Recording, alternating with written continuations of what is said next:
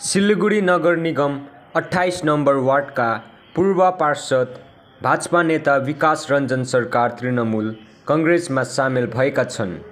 तिनले सिलगढी कञ्चनजङ्घा स्टेडियमको हलमा दार्जिलिङ जिल्ला तृणमूल कङ्ग्रेस सभानेत्री पापिया घोषको हातबाट दलीय झण्डा थापे।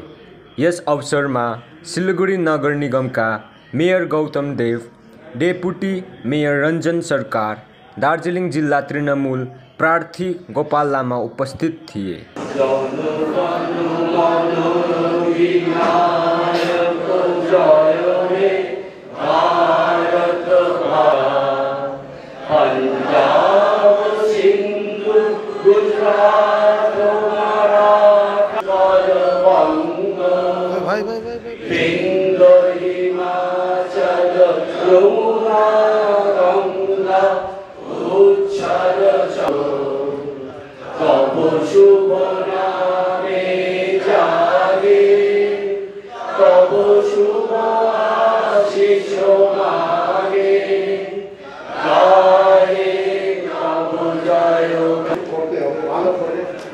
যে কর্পোরেশনের রিজার্ভ হয়েছিল তার থেকে কোনো মতে কম করা যাবে না।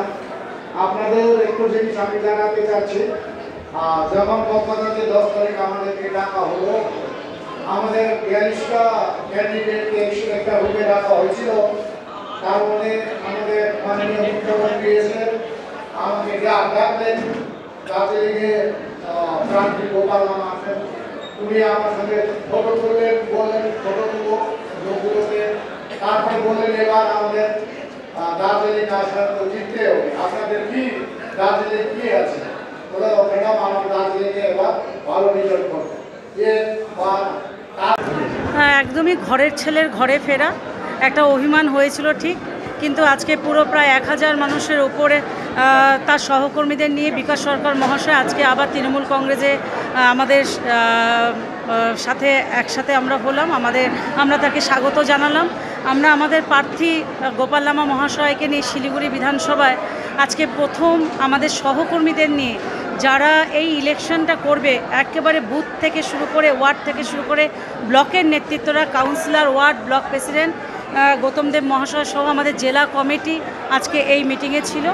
আমরা এখান থেকে আমাদের রণকৌশল ঠিক করলাম আগামী দিনে, এবং আগামী নির্বাচন অর্থাৎ 2024-এর যে নির্বাচন, গণতন্ত্রের সবথেকে বড় উৎসব লোকসভা নির্বাচন, সেই নির্বাচনের উদ্দেশ্যে আমরা পাড়ি দিলাম। এবং আমাদের প্রার্থী নিয়ে কোথাও কোনো দ্বিমত নেই, কোনো দ্বন্দ্ব নেই, কিচ্ছু নেই। আমরা 100% এবারে জিতছি, জয় আমাদের নিশ্চিত।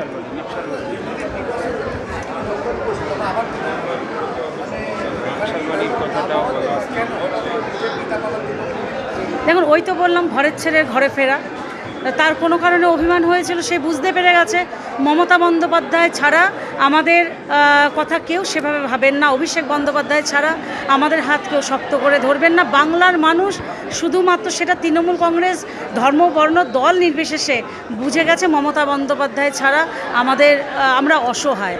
এবং আজকে একইভাবে আমরা নকশালবাড়ি কমিউনিটি হলে দুটো বিধানসভা, নকশালবাড়ি মাটিগাড়া যে বিধানসভা এবং ফাঁসি দেওয়া নিয়ে আমরা দুটো বিধানসভা নিয়ে আমরা আজকে ঠিক এরকমই একটা কর্মী সভা করেছি। এবং সকলের মধ্যে একটা উৎসাহ উদ্দীপনা, সেটা সবথেকে আমাদের বেশি শক্তি যোগাচ্ছে। হ্যাঁ, আজকে 1000-এর ওপরে সহকর্মীদের নিয়ে এসছেন।